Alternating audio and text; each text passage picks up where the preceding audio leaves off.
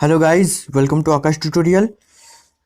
हम लोगों ने एक एनसीईआरटी का सीरीज स्टार्ट किया था, ठीक है, जिसमें हम लोगों ने ये देखा था कि हम लोगों को क्लास 6 टू 12 का सारा बुक पढ़ना है, ठीक है। और पढ़ने के साथ साथ क्या करना है कि हर एक लाइन को हम लोगों को समझना भी है, ठीक है।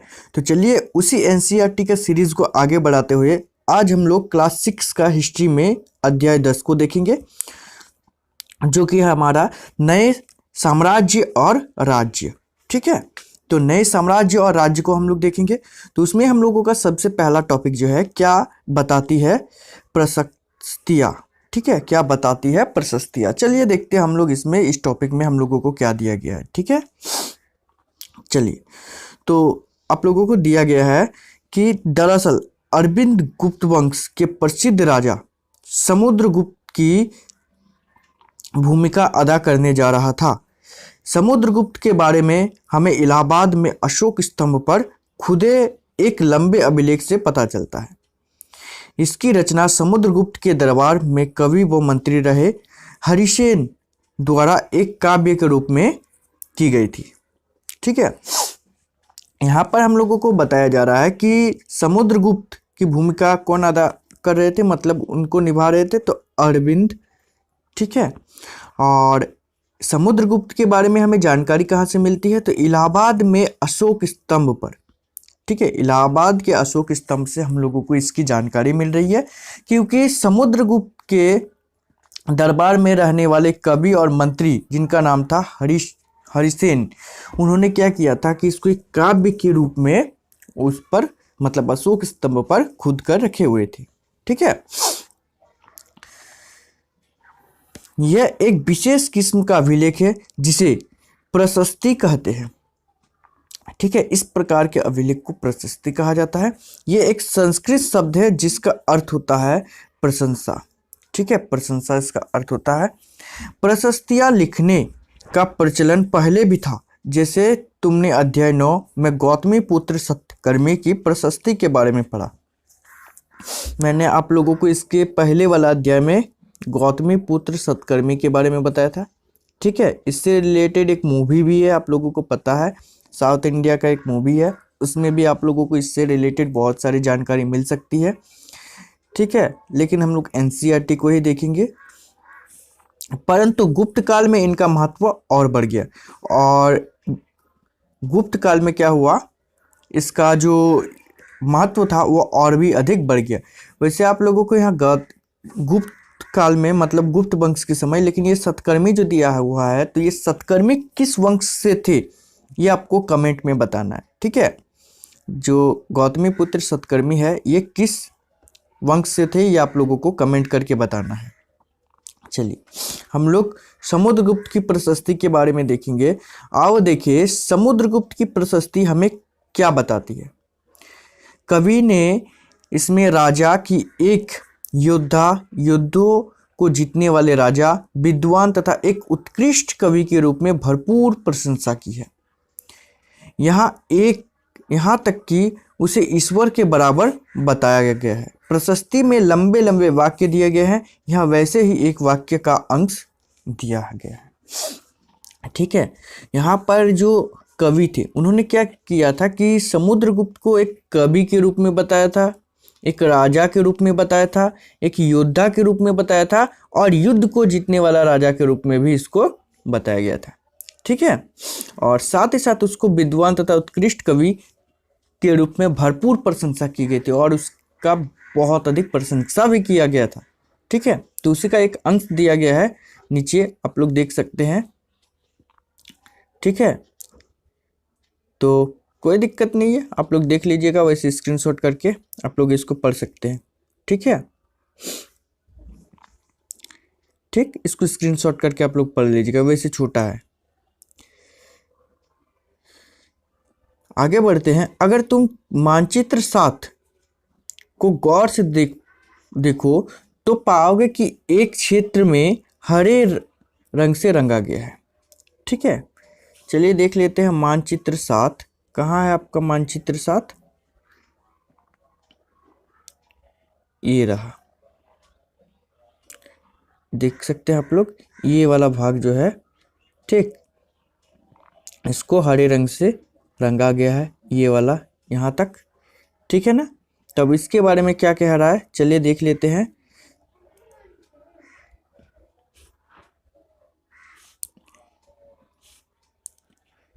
तुम्हें पूर्ववर्ती समुद्र तट के साथ साथ एक क्रम में लाल बिंदु दिखेंगे, उसी तरह कुछ क्षेत्र में बैंगनी और नीले रंग भी मिलेंगे।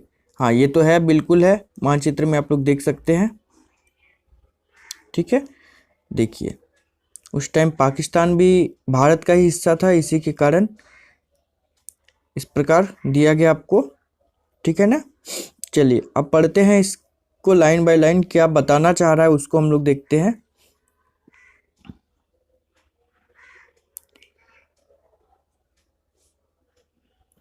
यह मानचित्र इस प्रशस्ति में प्राप्त जानकारियों के आधार पर बनाया गया है। हरिसेन 4 विभिन्न प्रकार के राजाओं और उसके प्रति समुद्रगुप्त की नीतियों का वर्णन किया है, ठीक है। मतलब हम लोग को यहाँ ये समझना है कि वो जो 4 प्रकार का रंग दिया गया था, ठीक है। देख लीजिए, यहाँ पर नीला रंग था, यहाँ गुलाबी टाइप का, यहाँ हरा टाइप का, और ये बिना रंग का, ठीक है। और ये लाल डॉट डॉट डॉट डॉट ये सब दिया है, इन सभी के बारे में। और यहाँ पर भी नीला रंग है, तो इसी से रिलेटेड कहा जा रहा है कि 4 प्रकार के शासक थे, ठीक है। तो 4 प्रकार के शासक होने के कारण 4 रंग के थे, तो उसी को यहाँ पर हरिसेन ने कुछ बताने का प्रयास किया है। तो चलिए हम लोग उसको समझने का कोशिश करते हैं, ठीक है, कि क्या बताने का कोशिश किया गया है। मानचित्र में हरे रंग का क्षेत्र आर्यावर्त के उन 9 शासकों का है जिन्हें समुद्रगुप्त ने हराकर उनके राज्य को अपने राज्य में मिला लिया, ठीक है। तो हरे रंग का मतलब हो गया कि आर्यावर्त मतलब भारत का पुराना नाम था, कि जिन्हें समुद्रगुप्त ने क्या किया था कि हराकर अपने साथ मिला लिया था। तो हरे रंग का मतलब वो हो गया। इसके बाद दक्षिणार्थ के 12 शासक आते हैं, उनमें से कुछ की राजधानी को दिखाने के लिए मानचित्र पर लाल बिंदु दिए गए हैं। इन सब ने हार जाने पर समुद्र के सामने समर्पण किया था। समुद्रगुप्त ने उन्हें फिर से शासन करने की अनुमति दे दी थी, ठीक है। तो लाल लाल बिंदु जो हम लोग देखे वो राजाओं को दर्शाता है, 12 और अन्य राजा, ठीक है। और वो क्या किए थे, वहाँ के राजा ने समुद्रगुप्त के सामने आत्मसमर्पण कर दिया था। आत्मसमर्पण का मतलब होता है कि हार मान लेना और अपने विपक्षी के सामने झुक जाना, ठीक है। नेक्स्ट, पड़ोसी देशों का आंतरिक घेरा बैंगनी रंग से रंगा गया है। इसमें असम, तटीय बंगाल, नेपाल और उत्तर पश्चिम के कई गण या संघ आते थे।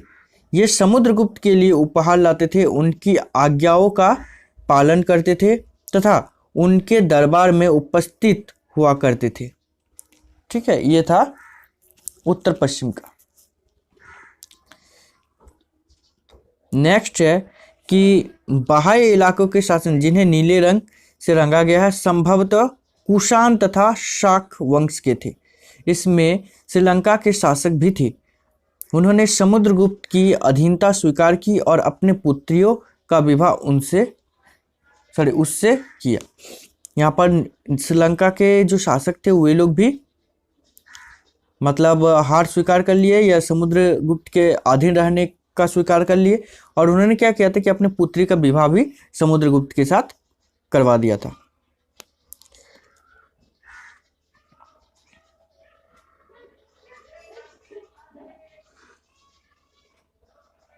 देखिए यहाँ पर आप लोगों को एक दिया गया है, इलाहाबाद का पुराना नाम आप लोगों को बताना है। इलाहाबाद का पुराना नाम क्या है? वैसे आज और भी अलग नाम है, लेकिन इलाहाबाद का पुराना नाम आप लोगों को बताना है, ठीक है। उसके बाद उज्जैन, पाटलिपुत्र, आपको तो पता है पाटलिपुत्र का नाम पटना है, तो इसी प्रकार इलाहाबाद का पुराना नाम क्या है वो आपको बताना है, और नया नाम भी क्या है वो भी आपको बताना है कमेंट में, ठीक है। चलिए नेक्स्ट टॉपिक हम लोग देखते हैं, जो कि है वंशावलियाँ, ठीक है। वंशावलियाँ के बारे में हम लोग देखेंगे, जो कि है अधिकांश प्रशस्तियाँ शासकों के पूर्वजों के बारे में भी बताती है। ये प्रशस्ति भी समुद्रगुप्त के प्रपितामह पितामह यानी कि परदादा, दादा, पिता और माता के बारे में बताती है। उनको माँ कुमार देवी लिच्छवी गण की थी और पिता चंद्रगुप्त गुप्त वंश के पहले शासक थे, जिन्होंने महाराजाधिराज जैसे बड़े उपाधि धारण की। इसको याद रखिएगा, जो है महाराजाधिराज, इसका मतलब होता है राजाओं का राजा, ठीक है। उसको कहा जाता महाराजाधिराज, ठीक है। किसको कहा जाता था? तो चंद्रगुप्त को, ठीक है। चंद्रगुप्त जो कि गुप्त वंश के शासक थे। समुद्रगुप्त ने भी ये उपाधि धारण की। समुद्रगुप्त ने भी ये उपाधि जो थी वो धारण किए थे। उनके दादा और परदादा का महाराजा के रूप में ही उल्लेख है। इससे ये अभ्यास मिलता है कि धीरे धीरे इस वंश का महत्व बढ़ता गया, ठीक है। समुद्रगुप्त के बारे में हमें उनके बाद के शासकों जैसे उनके बेटे चंद्रगुप्त द्वितीय की वंशावली से भी जानकारी मिलती है। उनके बारे में अभिलेखों तथा सिक्कों से पता चलता है उन्होंने पश्चिम भारत के सैन्य अभियानों में अंतिम शक शासक को परास्त किया गया। बाद में ऐसे विश्वास किया जाने लगा कि दरबार विद्वानों से भरा था। कवि कालिदास और खगोल शास्त्री आर्यभट्ट उनके दरबार में थे। इसके विषय में और जानकारी अध्याय 11 में मिलेगी। चलिए अध्याय 11 को इसके बाद हम लोग पढ़ेंगे। तो यहाँ पर देखिए और एक बहुत इंटरेस्टिंग बात जो है आप लोगों का, कि समुद्रगुप्त के बाद जो चंद्रगुप्त थे, ठीक है, तो उनके समय जो अभिलेख या सिक्का होता था उनमें उनके पूर्वजों के बारे में लिखा होता था। साथ ही साथ यहाँ और एक चीज़ दिया गया है कि उनके दरबार में कौन कौन के थे? कालिदास को आप लोग पहचानते हैं, ठीक है, और आर्यभट्ट, इनको भी आप लोग पहचानते हैं। तो ये दोनों जो ये थे विद्वान थे, ये चंद्रगुप्त द्वितीय के दरबारी थे, ठीक है। इसको याद रखना है। चलिए अब आते हैं हम लोग हर्षवर्धन तथा हर्षचरित पर। हर्षवर्धन और हर्षचरित पर। जिस तरह गुप्त वंश के शासकों के बारे में अभिलेखों तथा सिक्कों से पता चलता है, उसी तरह कुछ अन्य शासकों के बारे में उनकी जीवनी से पता चलता है। ऐसे ही एक राजा हर्षवर्धन थे जिन्होंने करीब 1400 साल पहले शासन किया। उसके दरबारी कवि बाणभट्ट और संस्कृत में उनकी जीवनी हर्षचरित्र लिखी है। देखिए यहाँ पर हर्षवर्धन के समय का एक कवि के बारे में बताया जा रहा है जिनका नाम था बाणभट्ट। बाणभट्ट बहुत ही मशहूर कवि थे और उन्होंने हर्षवर्धन के बारे में उनका चरित्र लिखा था, मतलब कह सकते हैं कि उनका जीवनी लिखा था, जिनको कहा जाता है हर्षचरित्र, ठीक है। उनमें हर्षवर्धन का वंशावली देते हुए उनके राजा बनने तक का वर्णन है। चीनी तीर्थयात्री स्वेन त्सांग, जिसके बारे में तुमने अध्याय 9 में पढ़ा है, काफ़ी समय के लिए हर्ष के दरबार में रहे थे, ठीक है। हर्षवर्धन के दरबार में बहुत लंबे समय तक रहे थे हुए। उन्होंने वहाँ जो कुछ देखा उसका विस्तृत विवरण दिया है और उन्होंने क्या किया, जो भी वहाँ पर देखा था उसके बारे में विस्तृत में उन्होंने लिखा था, ठीक है। हर्ष अपने पिता के सबसे बड़े बेटे नहीं थे, पर अपने पिता के बड़े भाई की मृत्यु हो जाने पर थानेसर के राजा बने। उसके बहनोई कन्नौज के शासक बने। जब बंगाल के शासक ने उन्हें मार डाला तो हर्ष ने कन्नौज को अपने अधीन कर लिया और बंगाल पर आक्रमण कर दिया। मगध तथा बंगाल को जीतकर उन्होंने पूर्व में जितनी सफलता मिली थी उतनी सफलता अन्य जगह पर नहीं मिली। जब उन्होंने नर्मदा नदी को पार कर दक्कन की ओर आगे बढ़ने की कोशिश की, तब चालुक्य नरेश पुलकेशिन द्वितीय ने उन्हें रोक दिया, ठीक है। देखिए ये चैप्टर हम लोगों को लग रहा था बोरिंग, जबकि ये चैप्टर बहुत ही इंटरेस्टिंग है। इसके बारे में हम लोगों को बहुत ज़्यादा जानकारी मिल रही है, ठीक है। बहुत सारे राजाओं के बारे में जानकारी मिल रही है। हम लोग हर्षवर्धन को देख रहे थे, हर्षवर्धन इतने सफल शासक थे, लेकिन उनको भी रोक दिया किसने? चालुक्य के नरेश ने, जिनका नाम था पुलकेशिन द्वितीय, उन्होंने उसको रोक दिया, ठीक है।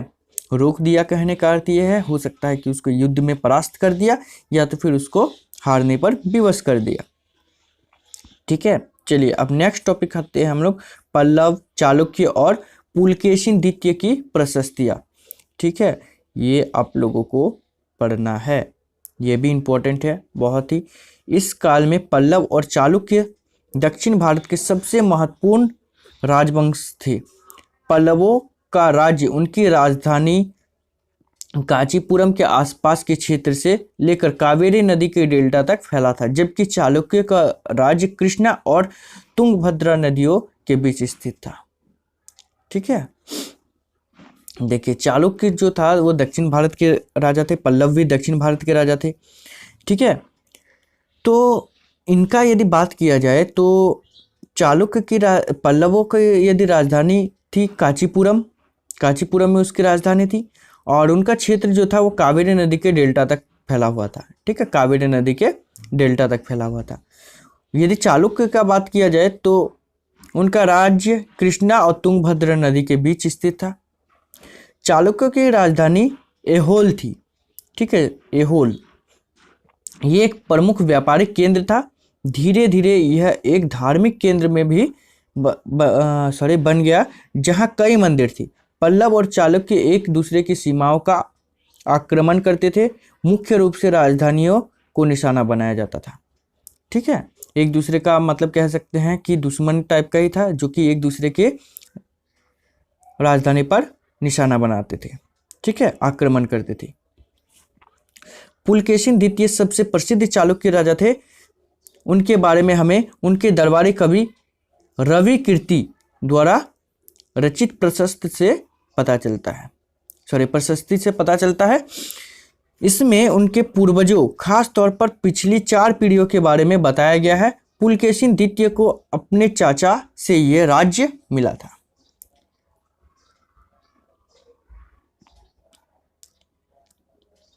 चलिए नेक्स्ट है, रवि कीर्ति के अनुसार उन्होंने पूर्व तथा पश्चिम दोनों समुद्री इलाकों में अपने अभियान चलाए। इसके अतिरिक्त उन्होंने हर्ष को भी आगे बढ़ने से रोका। हर्ष का अर्थ आनंद होता है। कवि का कहना है कि इस पराजय के बाद अब हर्ष नहीं रहा। ठीक है, मतलब हर्षवर्धन को उन्होंने रोका था। ठीक है, आपको पता है।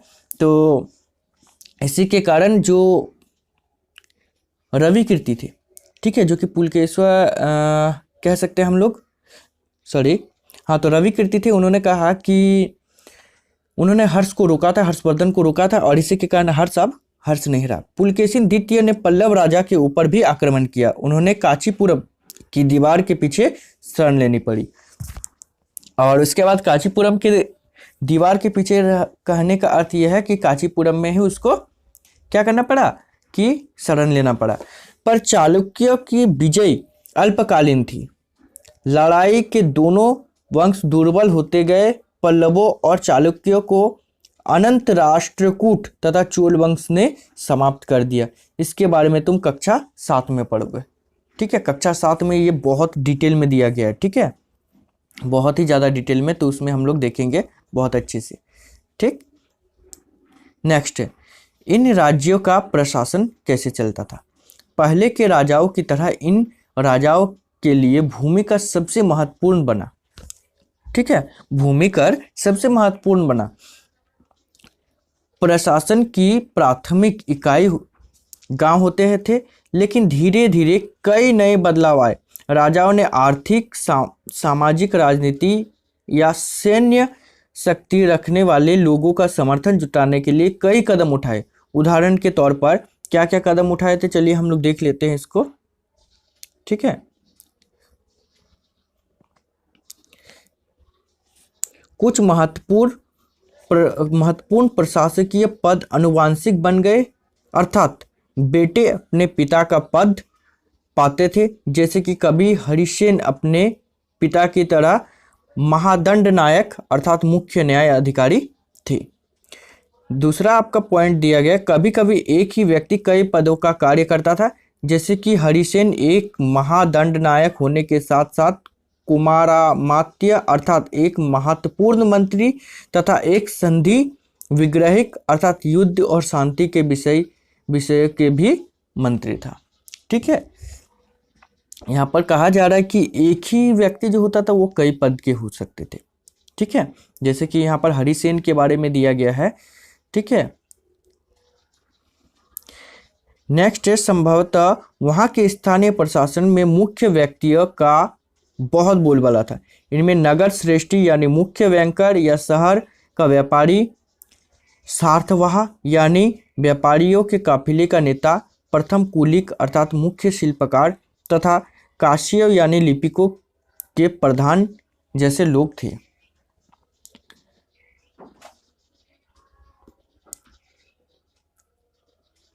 इस तरह की नीतियाँ कुछ हद तक प्रभावशाली होती थी, पर समय के साथ साथ इनमें कुछ व्यक्ति इतने अधिक शक्तिशाली हो जाते थे कि अपना स्वतंत्र राज्य स्थापित कर लेते थे, और इसी प्रकार कुछ लोग इतने प्रभावशाली हो जाते थे इस प्रकार से कि वे लोग अपने राज्य खुद बना लेते थे।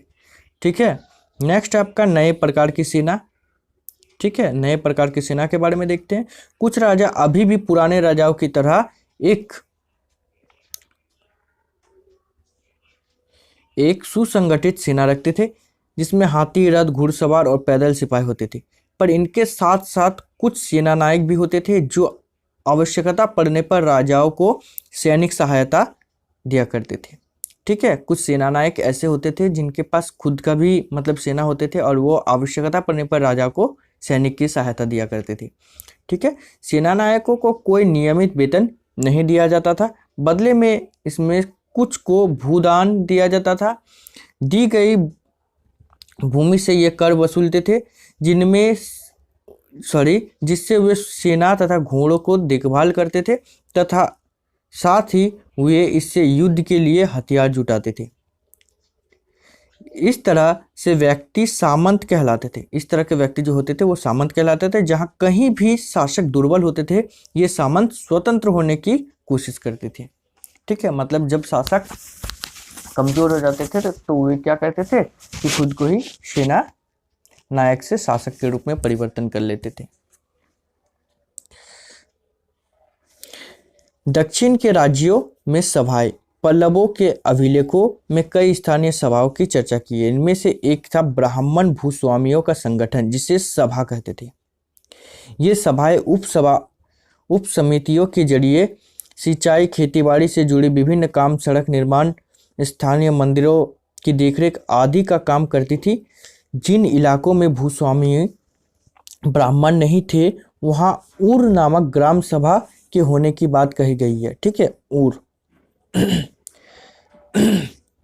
नगरम व्यापारियों के एक संगठन का नाम था। संभवतः इन सभाओं पर धनी तथा शक्तिशाली भूस्वामियों और व्यापारियों का नियंत्रण था। इसमें से बहुत सी स्थानीय सभाएं शताब्दी तक काम करती रही।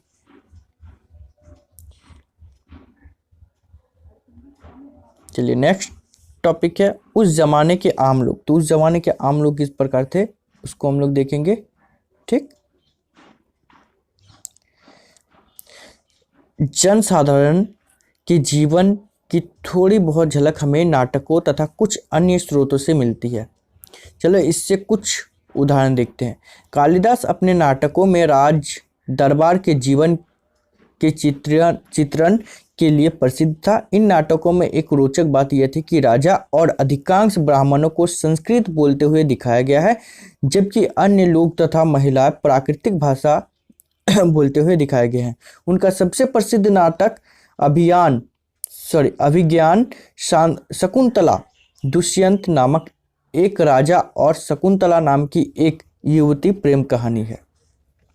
ठीक है, तो इसमें हम लोगों को बताया जा रहा है कि कालिदास जो भी नाटक करते थे उसमें क्या करते थे कि जो राजा और राज परिवार होते थे उनके लिए वो संस्कृत भाषा का उपयोग करते थे, जबकि जो आम लोग होते थे उन लोगों को प्राकृतिक भाषा मतलब जो बोलचाल की भाषा थी उसी बोलचाल की भाषा में दर्शाया गया है। साथ ही कालिदास का जो सबसे प्रसिद्ध नाटक था उनका नाम था अभियान शकुंतलम दुष्यंत नामक जो नाटक था वो सबसे प्रसिद्ध था।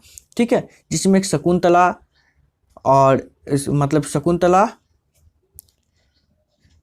की राजा और शकुंतला का प्रेम कहानी के बारे में बताया है। ठीक है। इस नाटक में एक गरीब मछुआरे के साथ राज कर्मचारियों के दुर्व्यवहार की बात की गई है, ठीक है। और वो क्या कहानी है आप लोग देख सकते हैं, ये आप लोगों का ये कहानी है, ठीक है। तो मैं इसको ये कर दे रहा हूँ, छोड़ दे रहा हूँ, आप लोग इसको कहानी को पढ़ लीजिएगा, ठीक है। क्योंकि ये कहानी वैसे तथाकथित है और इसी के कारण हम लोग नहीं देखेंगे, आप स्क्रीनशॉट करके पढ़ सकते हैं, ठीक है। यहीं तक कहानी है, आप लोग देख सकते हो, ठीक है। चलिए उसके बाद हम लोगों का नेक्स्ट जो आता है उसी को आगे बढ़ाते हैं। चीनी तीर्थयात्री फासियन का अध्ययन उन लोगों की दुर्गति पर भी किया गया। उन्होंने ऊंचे और शक्तिशाली लोग अछूत मानते थे, मतलब गरीबों को, ठीक है। उन्हें शहरों के बाहर रहना पड़ता था। वे लिखते हैं, अगर इन लोगों को शहर या बाजार के भीतर आना होता था तो सभी को आगाह करने के लिए ये लकड़ी के एक टुकड़े पर चोट करते रहते थे। यह आवाज़ सुनकर लोग सतर्क होकर अपने को छूट जाने से या किसी भी प्रकार के संपर्क से बचते थे। यह जगह बाणभट्ट द्वारा अभियान पर निकली राजाओं की सेना का बड़ा सजीव चित्रण किया गया है। देखिए ये उस समय कितना अधिक छुआछूत था और किस प्रकार लोगों के साथ भेदभाव होता था, ये आप लोगों को दिया गया है। यहाँ पर भी एक आप लोगों को कहानी दिया गया है, इसको भी आप लोग पढ़ सकते हैं, ठीक है। और इस प्रकार हम लोगों का चैप्टर ख़त्म हुआ। तो हम लोगों ने चैप्टर 9-10 को भी ख़त्म कर लिया। अब बचा आप लोगों का चैप्टर 11, लास्ट चैप्टर हिस्ट्री का, ठीक है। तो उसको हम लोग ख़त्म कर लेंगे आज शाम तक में, ठीक है। तो आज के लिए इतना ही, धन्यवाद।